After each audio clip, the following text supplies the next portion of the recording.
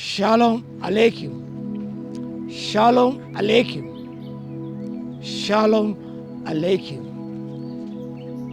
Topic for today is delight in discipline. Delight in discipline. క్రమశిక్షణ ఎందు సంతోషించుట. Delight in discipline.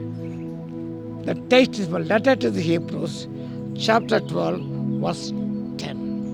హెబ్రీయులకు రాయబడిన పత్రిక 12వ అధ్యాయము 10వ వచనం.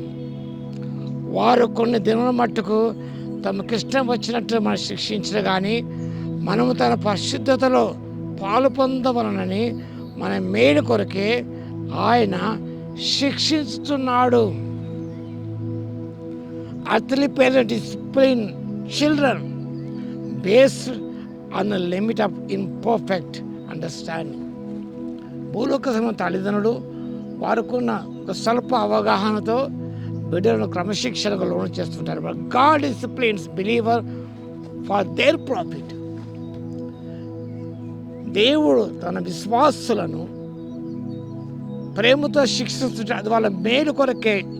God disciplines believers for their profit to cultivate holiness and share in his nature and produce spiritual maturity. ప్రభు ఎందుకు ప్రేమతో శిక్షిస్తుంది? ఎందుకనగా ఆయన పరిశుద్ధతను మనం చూస్తాం. 11వ వచనములో 10వ వచనం, ఆయన పరిశుద్ధతలో పాలు పొందవలనని. That is one of the reasons to share in his holiness and produce spiritual maturity. ఆత్మీయ పరిపక్వతను మనము ఇవ్వడానికే ప్రేమతో శిక్షిస్తుంటాడు. ఇది purposeful discipline. Unlike human discipline, which can be flawed, God's discipline is always purposeful.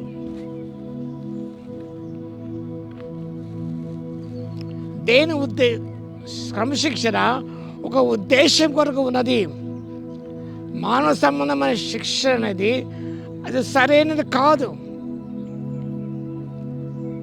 ఎందుకనగా దాని మేము పార్టేక్ ఆఫ్ హిస్ హోలీనెస్.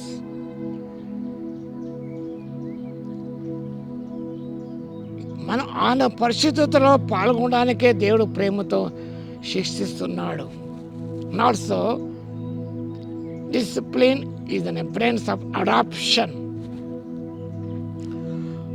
ఆయన దత్తత తీసుకోవడానికి ప్రేమతోన శిక్షించిన దేవుడు ఉన్నాడు. God is perfect and his training is also perfect. దేవుడు పరిపూర్ణ దేవుడు, ఆయన క్రమశిక్షణ కూడా పరిపూర్ణమైనదే.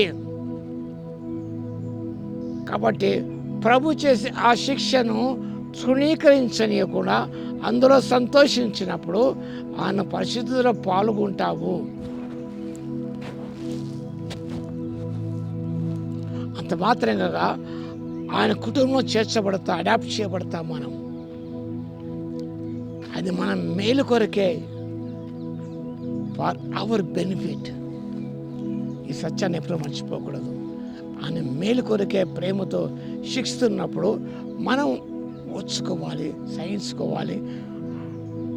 ఆ క్రమశిక్షణ స్వీకరించినప్పుడు నిజంగా మనం ఇది produce spiritual maturity in our lives. ఆ రీతిగా చేయడానికి, జీవించడానికి పరిశుద్ధాత్మ దేవుడి శక్తిని దయచును గాక.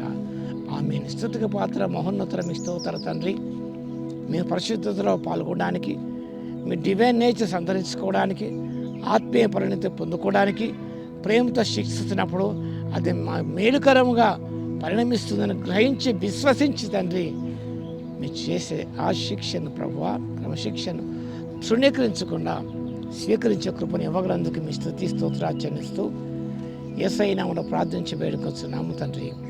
ఆమేన్.